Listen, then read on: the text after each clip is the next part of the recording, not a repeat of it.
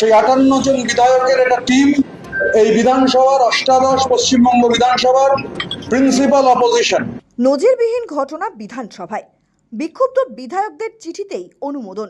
তৃণমূলের 58 জনের দলকেই বিরোধী দলের মর্যাদা দিল রাজ্য বিধানসভা। বুধবার নজিরবিহীন সিদ্ধান্ত নিলেন বিধানসভার স্পিকার রথীন্দ্রনাথ বোস। বিধানসভার সচিব সৌমেন্দ্রনাথ দাস ইতিমধ্যেই বিরোধী দলনেতার ঘরের চাবি তুলে দেন ঋতব্রত বন্দ্যোপাধ্যায়ের হাতে। আমরা আমাদের পথ চলা শুরু করলাম।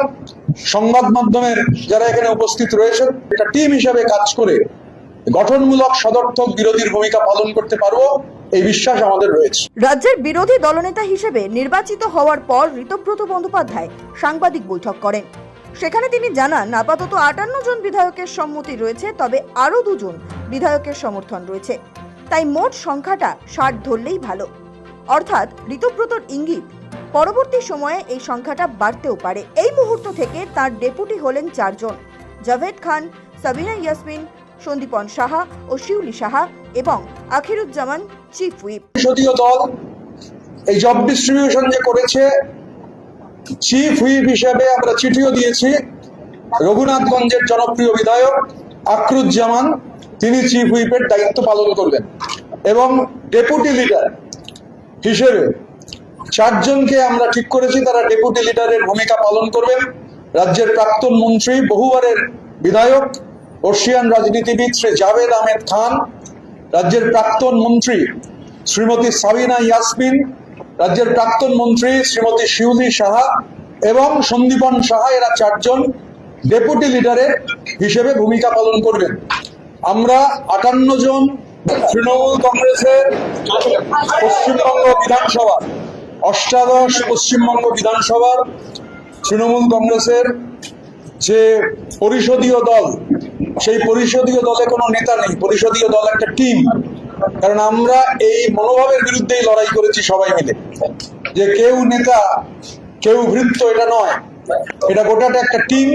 ঘটনাচক্রে তার একটা জব ডিস্ট্রিবিউশন হতে পারে, কারোর নাম বিরোধী দলনেতা, কেউ মুখ্য সচেতক, কেউ উপদলনেতা, এদের গোটাটা একটা 58 জনের টিম। আপাতত আজকে পর্যন্ত এটা 58 জন তৃণমূল কংগ্রেসের প্রতীকে নির্বাচিত। আমি বলছি আপাতত এই জন্য, কেননা আমি আরো 2 জন আছেন যারা এই মুহূর্তে এখানে নেই, রাজ্যের বাইরে আছেন, তারা তাদের যে বক্তব্য সেটা জানিয়ে দেবেন। তো 60 হবে, সেই 2 জনের সম্মতি যেহেতু আছে তাই আমি 60 বললাম, তবে সেটাও আপাতত। ঋতব্রতর সাফ কথা, আজ থেকে বিরোধী দল হিসেবে পথ চলা শুরু করলেন তারা। দায়িত্বশীল বিরোধী দলের ভূমিকা পালন করা হবে। সরকার ভুল করবে তার বিরোধিতা বিধানসভার অভ্যন্তরে এবং বাইরে করা হবে, তবে শুধু বিরোধিতা করার জন্য বিরোধী হবে না, ভালো হলে সেটির সমর্থন করা হবে।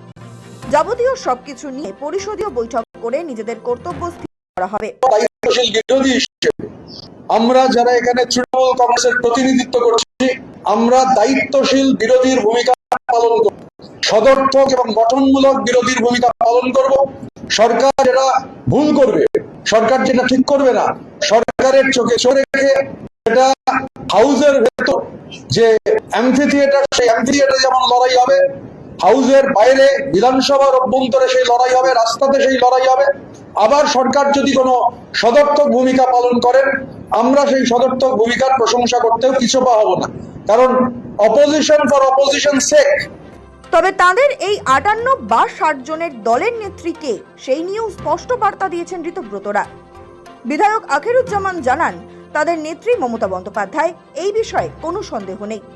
তবে বিরোধী দলনেতা হিসেবে যে ডামাডোল এতদিন ধরে চলল, তা নিয়ে আখিরুজ্জামানের বক্তব্য, বিরোধী দলনেতা স্থির করার ক্ষেত্রে তাদের কোনো কথা মানা হয়নি। এমনকি যেভাবে রেজলিউশনের নামে আমাদের নেত্রী মমতা ব্যানার্জি, আমরা মমতা যে নেতৃবাণী শ্রদ্ধা করছি, এই নিয়ে আমাদের কোনো ডাউট নেই। আজকে আমাদের এই জায়গায় আসতে হলো কেন? আমাদের নেত্রী আমাদের 2 বার ডেকেছে, আমরা সমস্ত বিধায়ক সেখানে গেছি, কিন্তু সঠিকভাবে আমাদের পরিষদ দল নেতা সেখান থেকে তারা যে প্রসেসে করতে হয় সেখানে ব্যর্থ হয়েছে।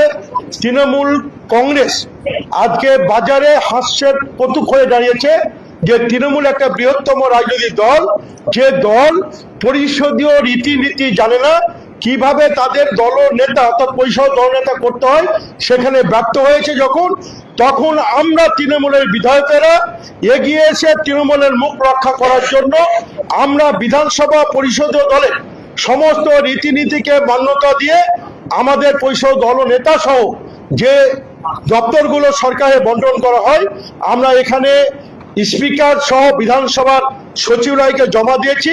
ওনারা সেটা পরীক্ষা নিরীক্ষা করে মান্যতা দিয়ে আমাদের স্বীকৃতি দিয়েছেন।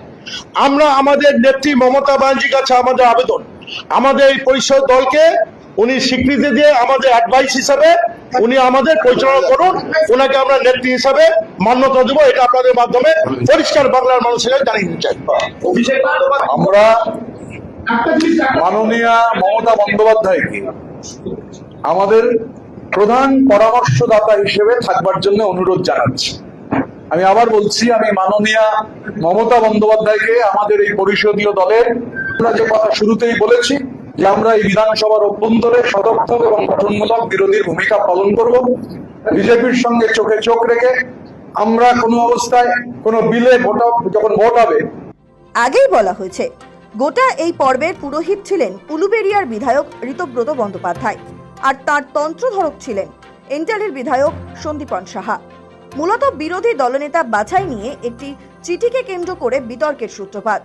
অভিযোগ ওঠে তৃণমূল বিধায়কদের সই জাল করার। তারপর এই বিষয়টির জল কোন দিকে গড়ায় তা সকলের জানা। একে একে ক্ষোভ প্রকাশ করতে শুরু করেন মমতা বন্দ্যোপাধ্যায়ের দলের বিধায়কদের একাংশ, যার ফলে বুধবার দেখা গেল ৬০ জনকে নিয়ে নতুন তৃণমূলের উত্থান হলো বিধানসভায়। সব মিলিয়ে শক্তি পরীক্ষায় পাশ করে গেলেন ঋতব্রত বন্দ্যোপাধ্যায়। বিদ্রোহী বিধায়কদের সই করা চিঠিকে স্বীকৃতি দিলেন স্পিকার রথীন্দ্রনাথ বোস। অর্থাৎ এবার তৃণমূলের পরিষদীয় দলের আসল মালিকানা পেলেন ঋতব্রত ও তার সঙ্গী বিধায়করা। সিপিএম থেকে বালিশ চাটা মাল যারাই জিতেছি তারা তৃণমূল কংগ্রেসের, কেউ নির্দল বিধায়ক নন, তারা তৃণমূল কংগ্রেসের বিধায়ক, মমতা বন্দ্যোপাধ্যায়ের বিধায়ক। মমতা বন্দ্যোপাধ্যায়ের ছবি লাগিয়ে তারা নির্বাচন করেছেন। আর আজ ভোটের ফল বেরোনোর 1 মাস হয়নি, তখন মমতা বন্দ্যোপাধ্যায়ের দলের সিদ্ধান্তের বাইরে গিয়ে শোভনদেব চট্টোপাধ্যায়, তিনি 10 বারের বিধায়ক, তৃণমূল কংগ্রেসের প্রথম দিনের প্রথম বিধায়ক, তাকে বাদ দিয়ে সিপিএম থেকে বালিশ চাটা মাল আসা, এটা কারা এইসবকে মাথায় তোলাই ভুল হয়েছিল। বাট কোথায় শোভনদেব চট্টোপাধ্যায় আর কোথায় ফার্স্ট টাইম এমএলএ?